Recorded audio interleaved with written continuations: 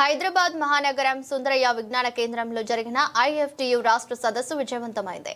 ఈ సదస్సులో doctor Aparna IFTU జాతీయ అధ్యక్షురాలు ప్రారంభోపన్యాసం చేయగా ముఖ్య వక్తగా పాల్గొన్న ఐఎఫ్టియు జాతీయ నాయకుడు కర్ణాటకలో ప్రముఖ న్యాయవాది కామ్రేడ్ బాలన్ మాట్లాడుతూ దేశంలో ప్రభుత్వ రంగ పరిశ్రమల్లో పనిచేస్తున్న కాంట్రాక్ట్ కార్మికులకు అవుట్సోర్సింగ్ కార్మికులకు పని భద్రత అపాయింట్మెంట్ నుండి రిటైర్డ్ అయ్యే వరకు కూడా పని భద్రత లేదని పర్మనెంట్ కార్మికులు పొందే చట్టబద్ధ హక్కులు సౌకర్యాలు లేవని వాటి కోసం దేశవ్యాప్తంగా దశాబ్దాల తరబడి సమరశీలమైన పోరాటాలు కొనసాగుతున్నాయని కార్మిక ఉద్యమాల ఎడల పాలక ప్రభుత్వాలు స్పందించడం లేదని 4 లేబర్ చట్టాలను తీసుకొచ్చి కార్మికులను పెట్టబడి దారులకు బానిసలుగా చేస్తున్నారన్నారు। Contract regulation and abolition act 10(1) లో మీరు లేబర్ కమిషనర్ ముగ్గురు పెటిషన్ కావాలా? మేము 10 ఏళ్ళుగా పనిచేస్తూ ఉంటాము, 20 ఏళ్ళుగా పనిచేస్తూ ఉంటానా? సో మాకు పర్మనెంట్ చెయ్యి, no casual, no contract, no casual, no contract, only permanent గా పనిచేస్తూ ఉన్నాము అని 10(1) లో। ఇప్పుడు ఈ కాంట్రాక్ట్ లేబర్స్ నోట్లో మన్నేసింది ఎవరు తెలుసా? మీకు తక్కువ సంబళము, గ్రాట్యుటీ లేదు, బోనస్ లేదు, ట్రాన్స్పోర్టేషన్ లేదు, హౌస్ రెంట్ అలవెన్స్ లేదు, బోనస్ కూడా లేదు, డ్రెస్ లేదు, సోప్ అలవెన్స్ ఇచ్చేయలేదు, వాషింగ్ అలవెన్స్ ఇచ్చేయలేదు, ఇల్లు కూడా ఇచ్చేయలేదు। దీనికంతా కారణము ఎవరు?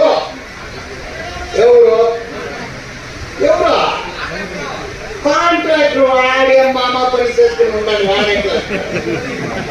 దీనికంతా కారణము ఒక పేయి అంటే వాజ్పేయి, పేయి అంటే తమిళ్లో పేయి అంటే భూతమ, Vajpayee.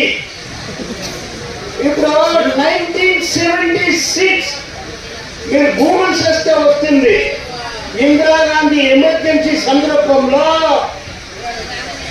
House keeping, dusting, cleaning, scavenging, sanitary, no contract, 76 notification government of India, house keeping, dusting, sweeping, scavenging, sanitation के बाद से ये धीरे धीरे अंतर्राष्ट्रीय स्तर पर भी और देश के स्तर पर भी ये कोशिश जारी है कि पक्का वर्कर, सुरक्षित वर्कर, जिसकी नौकरी सुरक्षित है, जो मानसिक रूप से सुरक्षित है कि मेरी नौकरी सुरक्षित है, जिसको एक वेतन मिलता है जो कि कुछ हद तक नियमित है, जिसके लिए वो लड़कर उसको विकसित करवा सकता है, उसके पास कुछ अधिकार है जिसको वो विकसित करवा सकता है।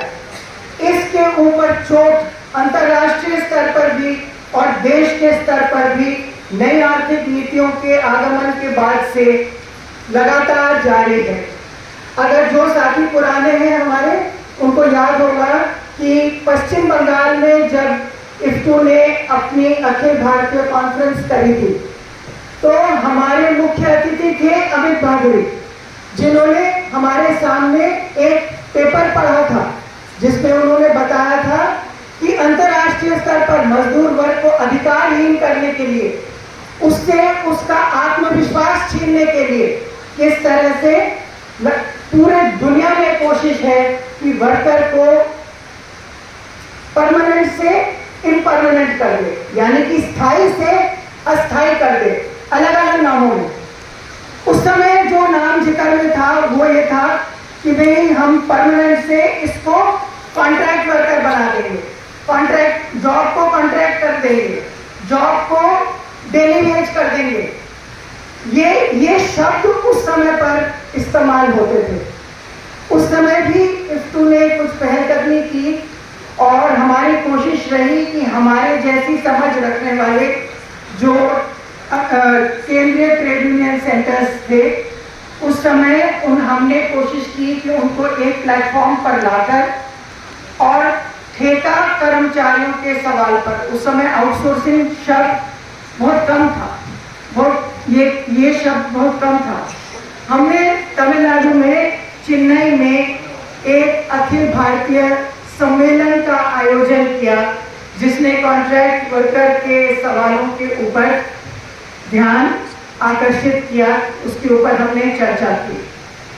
जब इफ्तू को मौका मिला अंतर्राष्ट्रीय कोयला मजदूरों का माइनिंग मजदूरों का कॉन्फ्रेंस हिंदुस्तान में आयोजित करने का, तो आप तेलंगाना साथियों को याद होगा, विशेषकर जो साथी कोयला से कॉन्ट्रैक्ट साथी आए हैं उनको भी याद होगा, और रामगुंडम के अन्य साथियों को भी याद होगा कि हमने उस समय अखिल भारतीय स्तर उस मौके का इस्तेमाल करके एक अखिल भारतीय स्तर पर कोयला कॉन्ट्रैक्ट वर्कर्स यूनियंस को एक साथ लाकर हमने उनके द्वारा उनकी पहलकदमी में उस अंतर्राष्ट्रीय कॉन्फ्रेंस को आयोजित किया, और कोयला ठेका वर्करों के सवालों को लेकर हमने एक भारत के स्तर पर कुछ कार्यक्रमों को लेने की कोशिश की, जिसमें कि दिल्ली में एक ऑल इंडिया प्रदर्शन और धरना हमने रखा। हमारी मुख्य मांग दो तरह की रही। एक कि ये जो ठेका वर्कर है, इसको निम्न अधिकार और वेतन मिले, और साथ ही हमारे कुछ साथी आए हैं, साथी लोग बैठिए, आपका स्वागत है कन्वेंशन में, इसमें डिस्टर्बेंस मत करिए।